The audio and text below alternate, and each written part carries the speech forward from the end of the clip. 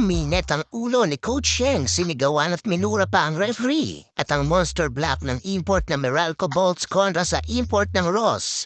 Rain or Shine versus Meralco Bolts. Opening quarter, mahagang opensa at depensa mula dito kay Almazan. Idagdag pa natin dyan ang tres ni Newsom.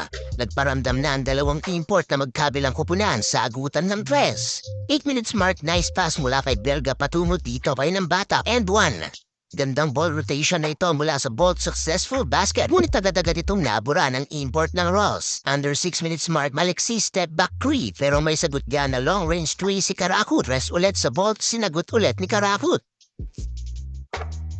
2 minutes mark ay sinamantala na ng import ng Bolts na si Brimo ang kawalan ng Summers ng Ross. Back-to-back offense mula sa former NBA G League player. 1 minute mark, smart play mula dito kay Dario, pasok lahat ng free throw. Maagang uminit ang ulo dito ni Coach Yeng at sinigawan na tila minura pa ang referee. Nang makagawa ng dalawang error si Mac Bello, isang foul with free throw at isang turnover. Sinabayan pa ito ng maputakte ng tawag ng foul ang Ross. Dahil dito ay larga sa siyamang lamang ng Bolts 39-30 sa pagtatapos ng first quarter. Bawi ang rain or shine sa opening ng second period, mamuyak back-to-back offense. Baba sa dalawang lamang ng Bolts. 6 minutes mark, pamatay sunog ang maliksi at Newsom tandem. Biglang apoy ang opensa ni Newsom sa kanyang dalawang tres at 2 points jump shot.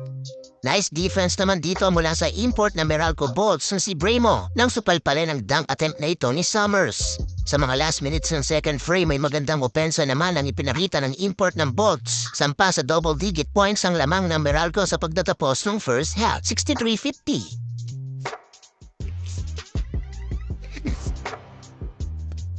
8 minutes mark ng third period, kalabaw play mula dito kay Summers kontra kay Bremo. And 1, down to 3 minutes, nice play mula dito kay Hudge. Akyat muli sa 8 ang lamang ng Bolts. Sa mga last seconds ng third period, defense to offense ang nailatag ng import ng Bolts na si Bremo. Tagumpay naman ang dalawang free throw ni Summers, 77-70. End of third quarter in favor of Meralco Bolts. 10 minutes mark ng fourth ay madiin na dunk ang sinalubong dito ng import ng Ross. 8 minutes mark, pumuputok na ang mga tres ng Ross. 4 minutes mark, baba sa tatlong lamang ng Bolts sa back-to-back basket na ito ng rain or shine. Pero matutubos agad yan ni Bremo. Last 2 minutes mark ay may apoy pa sa kamay ni Newsom. Sa last 27.4 seconds ay nakapagpahabol pa ng tres si Karakut. Baba sa tatlong lamang ng Bolts. Foul with free throw, balik sa 5 ang lamang ng Bolts. Last 18 seconds.